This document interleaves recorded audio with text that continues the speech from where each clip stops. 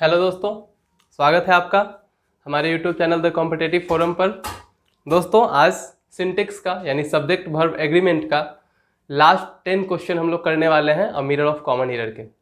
आपको पता ही है 1 to 40 तक के क्वेश्चन हमने कंप्लीट कर लिए हैं हम लोगों ने, और जो हमारा आखिरी 41 to 50 क्वेश्चन है वो आज हम लोग करेंगे। और जितना भी हम लोगों ने एनालिसिस किया है, सब्जेक्ट वर्ब एग्रीमेंट के सारे इंपॉर्टेंट रूल्स थे, उन कॉन्सेप्ट पे क्वेश्चन पूछे जाते हैं, तो उन कॉन्सेप्ट को आप ध्यान में रखिएगा। मैंने बताया भी था कि एक बार रूल्स को पढ़िए और उसके बाद अपना प्रैक्टिस जारी रखिए, ठीक है? यही बेस्ट तरीका है। तो चलिए आज शुरू करते हैं। हमारा नेक्स्ट क्वेश्चन देखते हैं। आज का पहला क्वेश्चन क्या है? आज का फर्स्ट क्वेश्चन 41 नंबर है। देख लेते हैं 41 नंबर को कैसे डील करते हैं हम लोग। तो देखिए क्वेश्चन है, have either of the two candidates been selected for the post of branch manager in the Punjab National bank. Sentence को पढ़ के समझ आ रहा है कि सेंटेंस है मेरा इंट्रोगेटिव। इंट्रोगेटिव में क्या होता है? इंट्रोगेटिव का स्ट्रक्चर में सबसे पहले होता है हेल्पिंग वर्ब, उसके बाद आता है सब्जेक्ट और फिर ऑब्जेक्ट, ठीक है? और रहा बात रूल्स का, तो हम लोगों ने रूल क्या पढ़ा है कि कभी भी each of, either of, neither of, none of, one of, ये जब भी आपको दिखे तो इसके बाद जो हमारा नाउन आएगा वो प्लूरल होगा, लेकिन जो वर्ब होंगे वो सिंगुलर होंगे। बस इतनी सी बात है। बहुत बार मैंने आपको रूल्स बताया है, आप बस याद रखिए। तो जब इसका इंटरोगेटिव फॉर्मेट होगा तो वर्ब पहले आएगा, वो तो सेंटेंस के स्ट्रक्चर की बात हो गई। तो अब हम लोग सेंटेंस को पढ़ते हैं। तो have either of the two candidates been selected for the post of branch manager in the Punjab National Bank. अब देखिए यहाँ पे ए पार्ट में देखें तो हैव है। सेंटेंस का जो स्ट्रक्चर है वो इंटरोगेटिव है, इसीलिए वर्ब पहले है। और आइदर ऑफ के बाद मैंने बताया क्या, प्लूरल नाउन। तो कैंडिडेट्स प्लूरल नाउन है, कैंडिडेट सिंगुलर, कैंडिडेट्स प्लूरल। तो प्लूरल नाउन आ रहा है, उसके बाद वर्ब आएगा सिंगुलर। तो हैव जो है, हैव तो एक प्लूरल वर्ब है, हैव प्लूरल को दिखाता है, प्लूरल सब्जेक्ट के लिए यूज होता है। तो हम लोग क्या करेंगे, ए पार्ट में क्या करेंगे, जो हैव है उसको रिप्लेस कर देंगे और इसके जगह कर देंगे हैज। बस ये सही हो गया। बस इतना ही सा बात था इस क्वेश्चन में। Has either of the two candidate been selected for the post of branch manager in the Punjab National Bank. यही था क्वेश्चन हमारा, ठीक है? चलिए मेरे दोस्त देखते हैं हमारा नेक्स्ट क्वेश्चन, जो कि है क्वेश्चन नंबर 42 नंबर क्वेश्चन क्या है? None of the 5 players who have been given a chance to join this team play confidently, ठीक है? ये हो गया हमारा सेंटेंस। अभी देखिए none of the 5 players मतलब 5 प्लेयर में से जितने भी थे, who have given a chance, जिन्हें चांस दिया गया, to join this team by play confidently, जिन्हें भी यह चांस दिया गया खेलने के लिए, उन्होंने कॉन्फिडेंट के साथ गेम को खेला। ये है हमारा सेंटेंस, ये बता रहा है। अब देखिए जस्ट अभी क्वेश्चन में हम लोगों ने बात किया each of, either of, neither of, जो भी होता है उसके बाद हम लोग नाउन यूज करते हैं प्लूरल, लेकिन जो वर्ब होता है वो यूज करते हैं सिंगुलर। अब देखिए इस सेंटेंस में क्या है, नन ऑफ द 5 प्लेयर्स, ये तो ठीक है, प्लेयर्स है तो नाउन तो प्लूरल हो गया। उसके बाद आ रहा है एक प्रोनाउन हु, और जो कि दिखा रहा है ये पांचों के पांचों प्लेयर्स को एक साथ, ठीक है? ऐसा नहीं है कि इसके बाद हैव गलत है, हैव सही है, इसीलिए सही है, मैं आपको बता रहा हूं। बिल्कुल जो नन ऑफ, आइदर ऑफ जो रूल है हमारा वो तो ठीक है, लेकिन उसके बाद जो नाउन आया वो प्लूरल, वहां तक सेंटेंस ठीक है। उसके बाद जो मेरा प्रोनाउन आया है हु, वो उन पांचों प्लेयर्स के बारे में बता रहा है जिसके बारे में हमने पहले जिक्र किया, ठीक है? यानी कि प्लूरल जो नाउन था उस चीज को एक साथ पूरा डिनोट कर रहा है, इसीलिए प्लूरल फॉर्म के लिए यहाँ पे प्लूरल वर्ब का यूज हुआ है। तो 42 सेंटेंस मेरा यही है कि नन ऑफ द 5 प्लेयर्स मतलब 5 प्लेयर थे, और फिर जो बता रहा है कि सभी को चांस दिया गया, जिन्हें भी उन्होंने उस गेम को पूरे कॉन्फिडेंस के साथ खेला। ये था मेरा सेंटेंस, और इस सेंटेंस के अंदर कोई एरर नहीं है, क्योंकि प्लूरल नाउन तो है, लेकिन उसके बाद जो हमारा आ रहा है प्रोनाउन, वो पूरी जो नाउन की जो पूरी एक जो ग्रुप है उस चीज़ को दिखा रहा है, ठीक है? तो इसीलिए इस सेंटेंस में कोई एरर नहीं है। तो आपका जो 42 नंबर है वो बिल्कुल एरर फ्री है, यानी कि नो एरर है। तो याद रखना है इस चीज़ को। चलिए बढ़ते हैं हमारे अगले क्वेश्चन की तरफ। क्वेश्चन नंबर 43 को देख लेते हैं। 43 क्या है? क्वेश्चन है हमारा, what she says and what she does are incomprehensible to an ordinary mind like yours. अब सेंटेंस को पहले समझते हैं। व्हाट शी सेज, जो वो कहती है, एंड व्हाट शी डज, और जो वो करती है। ध्यान से देखिए, एंड से दो क्लॉज जुड़ रहा है, ठीक है, एंड के साथ दो क्लॉज। पहले भी हम लोगों ने क्वेश्चन किया था जिसमें दो नाउन होते थे और बीच में एक जोड़ने के लिए कोई कंजक्शन होता था। तो बिल्कुल यहाँ पे वही चीज है, एंड जो है वो दो अलग अलग क्लाउड्स को एक साथ जोड़ रहा है। क्या? वो जो कहती है और वो जो करती है। तो यहाँ पे क्या है, दो तरह का क्लाउज अलग अलग है, दो, यानी कि प्लूरल, और दोनों के लिए एक ही वर्ब आ रहा है। तो मोर देन वन, तो उसके लिए जो वर्ब, ये तो प्लूरल हो गया, तो उसके लिए जो वर्ब आएंगे वो क्या आएंगे? प्लूरल आएंगे। ठीक है, इतनी सी बात है। तो सेंटेंस बस इतना है कि what she says and what she does are incomprehensible to an ordinary mind like yours. तो यहाँ पे सी पार्ट में जो आर है वो बिल्कुल सही है। क्यों? क्योंकि वो दो क्लॉज को एक साथ जोड़ के बता रहा है, तो वो प्लूरल हुआ इस फॉर्म में, तो इसीलिए आर वहां पे बिल्कुल सही है कि वो जो कहती है और वो जो करती है, दो काम है, ठीक है, दोनों अलग अलग है, एंड उसको जोड़ रहा है, तो इसीलिए उसके लिए जो वर्ब आएगा वो प्लूरल आएगा। तो हमारा ये जो सेंटेंस है ये बिल्कुल सही है, कोई इसमें दिक्कत वाली बात नहीं है। तो जब भी सेंटेंस में कोई एरर नहीं तो नो एरर। चलिए दोस्तों बढ़ते हैं अगले क्वेश्चन की तरफ। हमारा जो अगला क्वेश्चन है वो है क्वेश्चन नंबर 44। 44 को देखते हैं क्या है 44 में।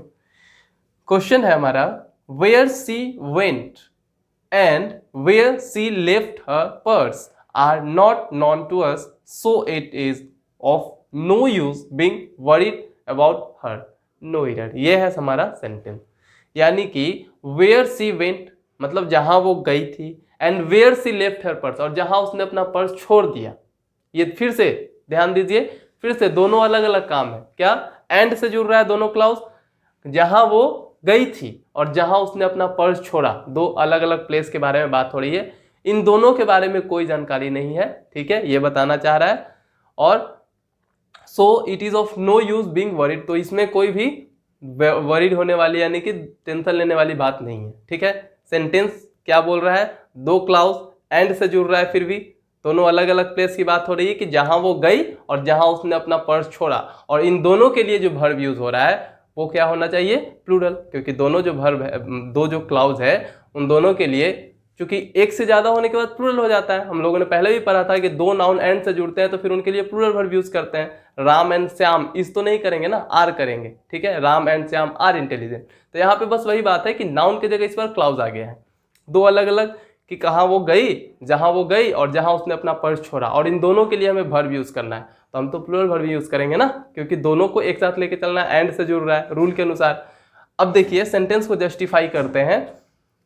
तो where she went and where she left her purse are use हो रहा है दोनों के लिए, तो आर जो है यहाँ पे यूज हुआ है, यानी कि इस सेंटेंस में कोई एरर नहीं है, बिल्कुल सही वर्ब यूज किया है, प्लूरल वर्ब यूज किया है, क्योंकि सेंटेंस प्लूरल था, है ना। तो इसीलिए हमारा जो सी पार्ट था, हमारा ये क्वेश्चन नंबर 44 है, तो 44 का सी पार्ट था उसमें बिल्कुल सही किया गया था, यानी कि आपका जो एरर होगा वो नो एरर होगा। सी पार्ट में आर मतलब प्लूरल वर्ब यूज किया है, तो इसमें कोई भी गलती वाली बात नहीं है। तो जब क्वेश्चन में कोई गलती नहीं हो तो हम उसके लिए नो एरर यूज करते हैं, तो ये बिल्कुल सही है, ठीक है। चलिए इसके बाद का एक क्वेश्चन देखते हैं, क्वेश्चन नंबर 45। देखिए क्वेश्चन क्या है, nobody else but this comely young women have played a prank on you, but it is pitiable that you don't understand it। समझिए क्वेश्चन को क्या बता रहा है। Nobody else but this comely woman, this comely young woman plural है, याद रखिएगा, this comely young woman ये प्लूरल है, और इसके लिए जो वर्ब यूज हुआ है ऑब्वियसली प्लूरल है सब्जेक्ट, तो उसके लिए जो वर्ब यूज होगा वो प्लूरल ही होगा, तो उनके लिए यहाँ हैव यूज हुआ है, ठीक है। विमेन प्लूरल है और उसके लिए हैव यूज हुआ है, तो यहाँ पे कोई भी दिक्कत वाली बात नहीं है, बहुत ही आसान था सेंटेंस था, ठीक है। जो सब्जेक्ट है हमारा प्लूरल है, तो सिंटेक्स में यही चीजें तो हम पढ़ते हैं कि अगर सेंटेंस में सब्जेक्ट प्लूरल है तो उसके लिए आने वाला वर्ब प्लूरल होगा, प्रोनाउन अगर आ रहे हैं आगे तो भी प्लूरल होंगे, है ना, यही पढ़ते हैं हम लोग। तो यहाँ पे बिल्कुल हमारा सही है। तो आपका जो 45 नंबर है, तो 45 नंबर में भी कोई एरर नहीं है, बिल्कुल आपका सही है, ठीक है, चलिए नेक्स्ट क्वेश्चन को देखते हैं। हमारा क्वेश्चन नंबर 46 है। देखते हैं क्या है हमारा क्वेश्चन नंबर 46 में। क्वेश्चन को पहले पढ़ते हैं फिर उसको जस्टिफाई करते हैं। देखिए, some highly significant observation has been made by the former UN secretary general mister Perez de Cuellar in his annual report submitted to the current session of General Assembly। Sentence तो काफ़ी लंबा है, पढ़ के काफ़ी बार हम लोग उलझ भी जाते हैं, लेकिन कुछ नहीं, अपने कंसेप्ट क्लियर रखने हैं। Singular subject singular verb, plural subject plural verb, है ना। तो अब देखिए सब्जेक्ट को ढूंढते हैं। Some highly significant observations, observation plural, और उसके लिए जो वर्ब आएगा वो आ रहा है हैज़। तो बोलिए कहीं से सही है? प्लूरल सब्जेक्ट है तो उसके लिए प्लूरल वर्ब, तो हैज का प्लूरल क्या होगा? हैव होगा। बस छोटी सी बात थी, पूरा सेंटेंस तो पढ़ना ही है, लेकिन जहां पीरियड हो बस एक बार में देखे और उसको समझ जाए। ये होता है रूल्स को ध्यान में रखना, कंसेप्ट क्लियर होना, ठीक है। तो सेंटेंस को पढ़ते के साथ अगर हम देखें बी पार्ट में, तो प्लूरल हमारा जो सब्जेक्ट था वो था ऑब्जर्वेशंस, यानी कि प्लूरल, और उसके लिए जो वर्ब आएगा वो हैज नहीं आएगा, क्या आएगा? हैव आ जाएगा। और ये बी पार्ट में बिल्कुल अब सही हो गया, बस इतनी सी बात थी। चलिए अगले क्वेश्चन की तरफ बढ़ते हैं। क्वेश्चन नंबर 47, 46 तक हमने किया। 47 क्वेश्चन क्या है, पढ़िए। If any proof was needed to show that the United Nations have lately become a policy tool in the hand of the USA and that the world soul might have a subservient international body, it was provided by President Bush Angry's comment। Sentence काफी लंबा है, justify करने का तरीका जो हमारा अपना था। देखिए, if any proof was needed to show that the United Nations, United Nations पता है एक संस्था का नाम है, एक ऑर्गेनाइजेशन है। जितनी भी कंपनी हो, कोई ऑर्गेनाइजेशन हो, किसी भी तरह का, है ना, देखने में आपको प्लूरल लगेंगे लेकिन एक्चुअली ये एक है, सिंगुलर है, ठीक है। यूनाइटेड नेशन एक संस्था का नाम है और ये सिंगुलर है, ठीक है, सिंगुलर सब्जेक्ट है। तो सिंगुलर सब्जेक्ट के लिए सिंगुलर वर्ब, सिंपल सी बात है। तो उसके लिए यहाँ पे यूनाइटेड नेशंस के लिए जो वर्ब यूज हुआ वो यूज हुआ हैव। तो यूनाइटेड नेशन प्लूरल, देखने में एस लगा हुआ है तो ये मत समझ जाइएगा कि प्लूरल है, नहीं। यूनाइटेड नेशन यूएन एक इंटरनेशनल ऑर्गेनाइजेशन है, एक ऑर्गेनाइजेशन का ये नाम है, ठीक है। तो उसके लिए हम लोग, है ना, बहुत से वर्ल्ड ट्रेड ऑर्गेनाइजेशन और वर्ल्ड हेल्थ ऑर्गेनाइजेशन, जिसको हम लोग WHO बोलते हैं, WTO बोलते हैं, ऐसे ऐसे जितने भी ऑर्गेनाइजेशन है ये सारे के सारे सिंगुलर हैं। देखने में भले ही एस लगा हो या कुछ भी लगा हो, देखने में बड़ा या प्लूरल लगता हो, लेकिन ये सारे के सारे सिंगुलर हैं, ठीक है। तो जैसे और भी मैंने वर्ड बताया था कि कुछ बीमारी थे, जैसे रिकेट्स, मम्प्स, है ना, उसके अलावा कुछ वर्ड था, इनिंग्स था, है ना। ये सारे वर्ड्स देखने में तो लगते हैं कि प्लूरल है, लेकिन एक्चुअल में ये सिंगुलर है, और ये सिंगुलर है तो ये अपने साथ जो वर्ब लेंगे वो भी सिंगुलर लेंगे, बस सिंपल सी बात है, ठीक है। ये रूल्स हमने पहले भी पढ़ा था, 2-3 क्वेश्चन ऐसे मिले थे। तो बस यहाँ पे यही बात है। यूनाइटेड नेशंस जो है, यूनाइटेड नेशन, ये हमारा क्वेश्चन नंबर 47 है। यूनाइटेड नेशन एक ऑर्गेनाइजेशन का नाम है, ठीक है, एक संस्था है, लास्ट में एस लगा हुआ है इसीलिए क्योंकि बहुत सारे देशों का ये ग्रुप है। यूनाइटेड होने का मतलब ही होता है एक पूरी तरह से एक एकता, है ना। तो ये नेशंस मतलब बहुत सारे देश मिले हुए, इसीलिए ऐसा नाम है, लेकिन ये एक्चुअल में सिंगुलर है। तो इसके साथ जो वर्ब यूज होगा वो हैव नहीं यूज होगा, क्या यूज होगा इसके लिए? हैज।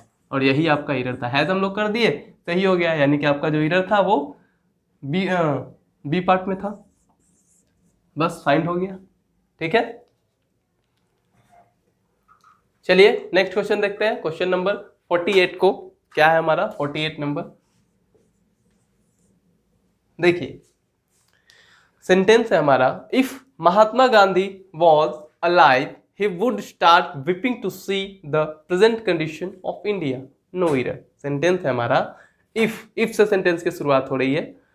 अगर महात्मा गांधी जीवित होते, if Mahatma Gandhi was alive he would start weeping to see the present condition of India, वो भारत की आज की जो स्थिति है, वर्तमान स्थिति है, वो देख के उन्हें रोना आ जाता है या वो रोते, ऐसा सेंटेंस बता रहा है, ठीक है।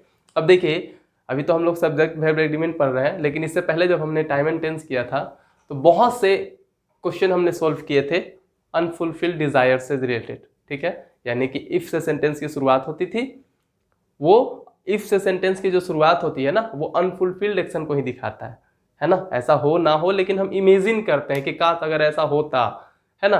तो उस तरह के सेंटेंस के लिए कभी भी सब्जेक्ट के अनुसार वर्ब नहीं जाता है, वो फिक्स से हमेशा वर्ड ही जाता है।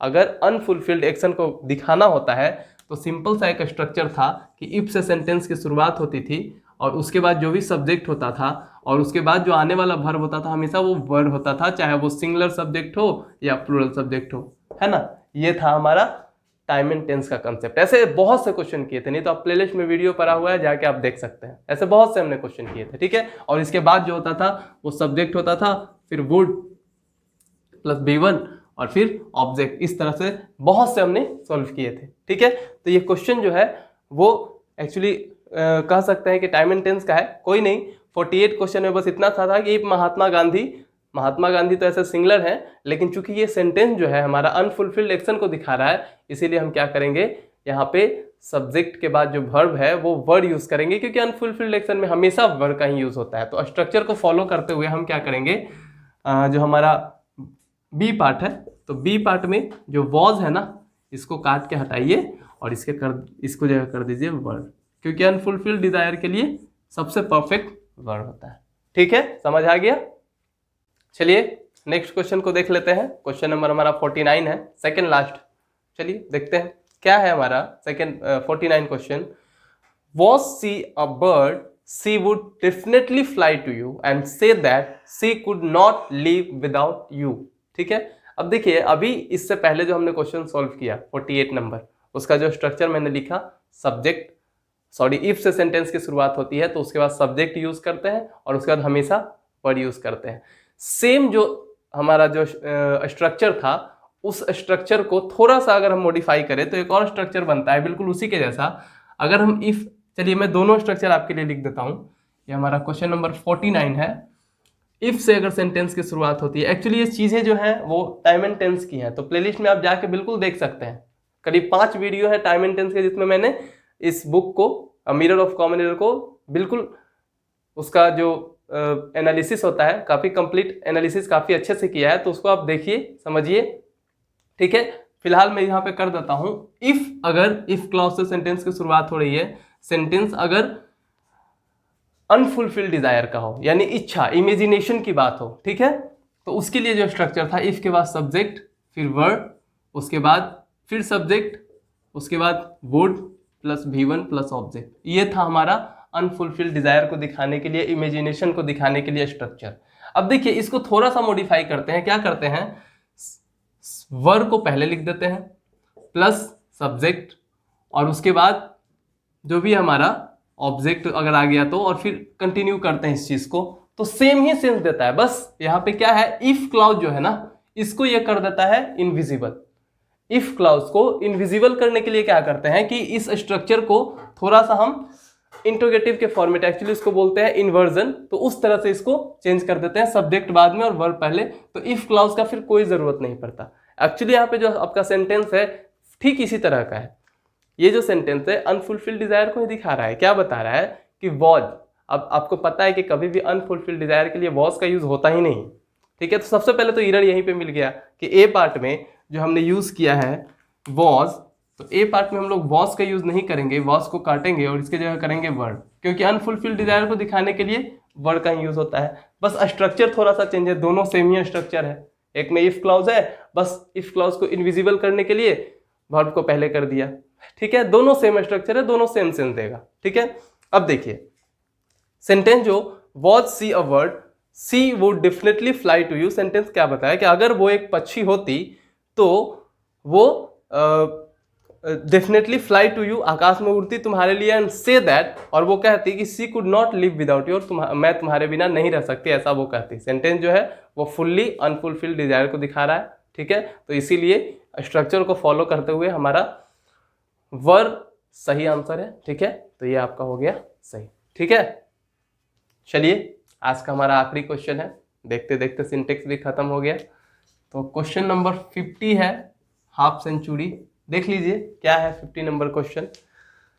देयर वेयर रिपोर्ट्स, देखिए देयर के बाद वर्ड का यूज हुआ है, और मैंने बताया था कि देयर एक ऐसा सब्जेक्ट है वो अपने साथ इज और आर दोनों ले सकता है, वो बस डिपेंड करता है अपने ऑब्जेक्ट के अनुसार वर्ब को लेता है, ठीक है। देयर जो है वो अपने ऑब्जेक्ट के अनुसार वर्ब को लेता है। तो यहाँ पे जो ऑब्जेक्ट है उसका वो है रिपोर्ट्स, यानी कि प्लूरल है, तो प्लूरल है तो उसके लिए प्लूरल वर्ब लिया, तो there were reports a few days before the Accra session commence that concrete measures, concrete singular, उसके लिए फिर मेजर्स प्रेजेंट इंडेफिनिट टेंस में है, to restructure the movement would be considered no error. अब ये जो सेंटेंस है हमारा, सेंटेंस को हमने समझा देखा बारीकी से। ऑब्जेक्ट प्लूरल था, चूंकि देयर सब्जेक्ट है तो देयर के साथ दोनों चलता है। जैसे मैं अगर सेंटेंस लिख दूं कि देयर इज अ बॉय तो ये भी सही है, और अगर मैं लिखूं देयर आर 5 काउज तो ये भी बिल्कुल सही है, क्योंकि यहाँ पे देखिए ऑब्जेक्ट जो है वो प्लूरल है तो उसके अनुसार आर आया, और यहाँ पे ये सिंगुलर है तो इसके लिए इज आया। तो देयर जो है अपने आप में एक ऐसा सब्जेक्ट है कि इसके साथ आप इज आर या प्लूरल या सिंगुलर दोनों यूज करते हो, किसके अनुसार, उसके ऑब्जेक्ट के अनुसार, ठीक है। बस इतनी सी बात थी। तो अब इस सेंटेंस को आप आसानी से जस्टिफाई कर सकते हैं कि देयर वर रिपोर्ट्स है, ठीक है, प्लूरल है तो उसके लिए वर यूज हुआ, और आगे के सेंटेंसेस बिल्कुल सही हैं, ठीक है। तो यानी कि जब कोई गलती नहीं है सेंटेंस के अंदर तो एग्जाम के अंदर ये भी तो बहुत बार आता ही है ना, नो एरर, ठीक है। जरूरी नहीं है हर बार सेंटेंस में एरर हो, नो एरर भी हो सकता है। तो कोई नहीं, चलिए ये था हमारा 50 क्वेश्चन, आप एक बार इसको देख लीजिए। और आज हमने खत्म कर लिया सब्जेक्ट वर्ब एग्रीमेंट को, और बहुत जल्द ही कुछ एक नए अच्छे चैप्टर के साथ फिर से हाजिर होंगे हम लोग मिरर ऑफ कॉमन ईयर के साथ में। जो हमारा चल रहा है सेशन आइडम्स एंड फ्रेज का, स्पेशल वर्ड का, वो चलता रहेगा। और आप लोग वीडियो को पूरा देखिए, समझिए अच्छे से, एनालिसिस को समझिए, क्योंकि ये जितने भी क्वेश्चन हमने किए हैं ये काफ़ी इंपॉर्टेंट है और इसी पैटर्न पे एग्जाम में क्वेश्चन पूछे जाते हैं, ठीक है। तो अपने तैयारी को अच्छे से बूस्टअप कीजिए, ठीक है, और कॉम्पिटिटिव फोरम को शेयर कीजिए अपने दोस्तों के साथ या जहाँ भी अपने सोशल मीडिया हैंडल से शेयर कीजिए, ठीक है। यही आपका हमारे लिए प्यार है, ठीक है। Thank you so much.